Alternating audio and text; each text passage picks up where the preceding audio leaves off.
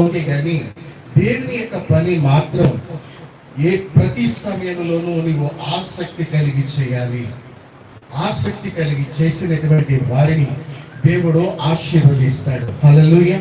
కనుక ఒకసారి భగత్ సింగ్ గారు ఏమన్నారంటే, భగత్ సింగ్ గారు గొప్ప దైవజనుడు, గొప్ప భక్తుడు, ఏమన్నారు అంటే, ఆయన ఆశ కలిగిన ప్రాణాన్ని దేవుడు ఆశీర్వదిస్తాడు, ఆశ లేనిటువంటి ప్రాణాన్ని ఎవరు ఆశీర్వదించలేరు అని చెప్పాడు.